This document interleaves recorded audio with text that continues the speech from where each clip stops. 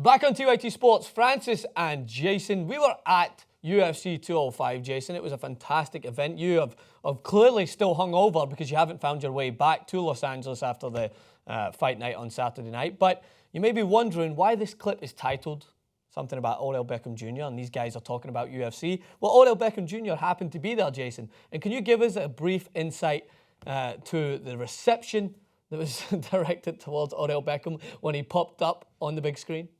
The reception was that New Yorkers and New Jerseyans who root for New York sports teams like myself are terrible, terrible people because we booed the man. Not me specifically, but there were boos. My feeling, though, is that people didn't necessarily know who he was given the crowd that was there. I agree. Right? I mean, I would assume that if this was at a Knicks game, it would be a much more welcome reception. But if you don't know him, that doesn't mean you just boo him.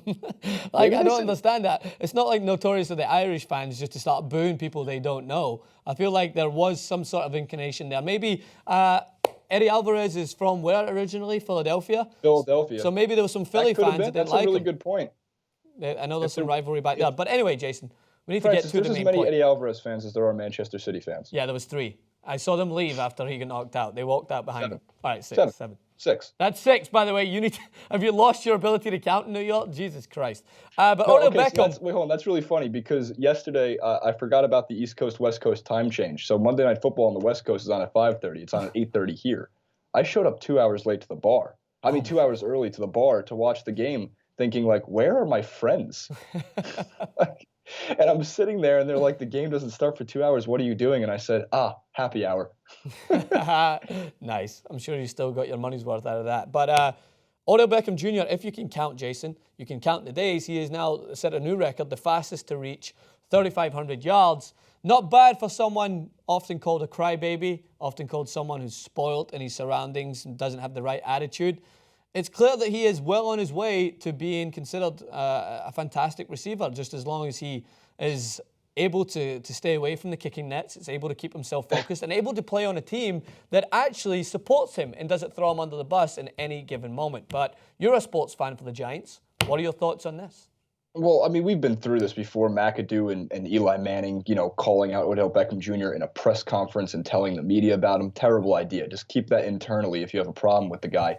But you have to feed Odell Beckham Jr.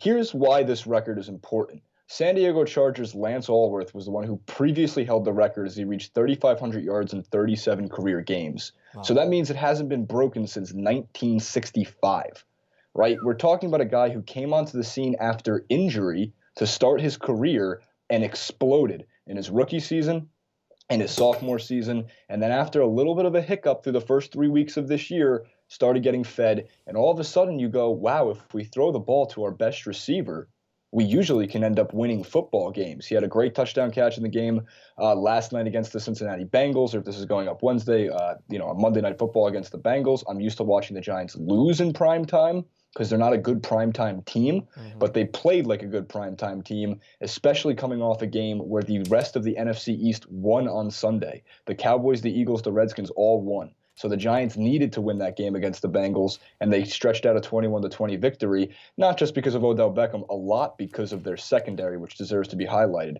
But Beckham, he's done, at 24 years old, has finished the game with 10 catches for 97 yards, which gave him 54 catches and 773 yards and 6 touchdowns in just 9 games this season. So this guy's on pace for a roughly 100-catch season, 1,500-ish yards, and 12 touchdowns. And by the way, that's going to go down if Odell continues this, I know this sounds crazy, but this Jerry Rice esque pace of being a wide receiver, that's going to go down as one of his weak seasons in the NFL. I don't think that's a ridiculous statement. I think it's more ridiculous that people will criticize a guy when the clear focus of his criticism is the fact that he doesn't get the ball enough. That's where he vents his frustration, is when he's not found on enough open looks where he finds space. He is so athletic, he's able to evade any corners or anyone who's marking him. And he doesn't get it enough in comparison to how open he is and in comparison to how much he delivers. Look at the guy's record already. He just reached a record that hasn't been broken in how many years. He's a special talent. And in any given team, you need to feed that special talent, as you mentioned. He is a peacock, and you better let him fly. It's simple as that. What a great reference. What a great reference. They were playing TLC in the bathroom today. They were? Yeah. Phenomenal. Well, taking it out on the great references. So Odell Beckham reaches new heights, it seems, and he will continue to do so with injuries kept at bay and a decent quarterback that wants to look for him and doesn't have any sort of hidden agenda, which I'm positive Eli Manning has. I don't know what it is. Maybe he just doesn't like the blonde hair. Maybe they don't like the blonde hair in general. Who knows? But Eli Manning, I think, in the near future, will look to consider his options if he wants to continue to thrive as a wide receiver. May not be happy to you, Jason, since you're a Giants fan, but that's just my thoughts. Either way, it's the Giants. We're 6-3.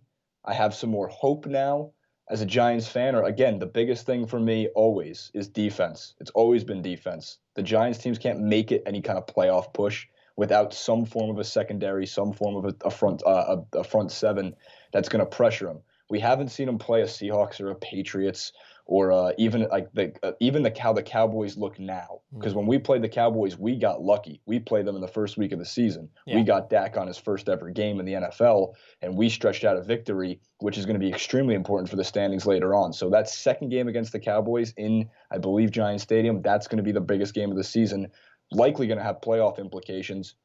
And like always, the NFC East is going to be one giant clusterfuck all the way to the end of the season. Yes, sir. All right, well, that's a wrap on Jason from NYC, talking some NYC sports teams, and we will make sure to Skype him back in soon. Continue the rest of your vacay. Well, it's not really vacay at the moment because you are working, but I guess it's the extended stay until Thanksgiving, where, Jason, there will be a lot of football. It's actually one of my favorite times of the year. Consistent amount of football, consistent amount of stuffing, so much turkey, so much food. I look to pack on any sort of extra holiday weight I can in my favourite adopted holiday. But we will be back very soon. Jason Rubin 91 on Twitter. Hit us in the comments. Let us know what you think of all the subjects we've covered today. Check out all our clips. Hit the subscribe button. It goes a long way. And we'll see you guys soon.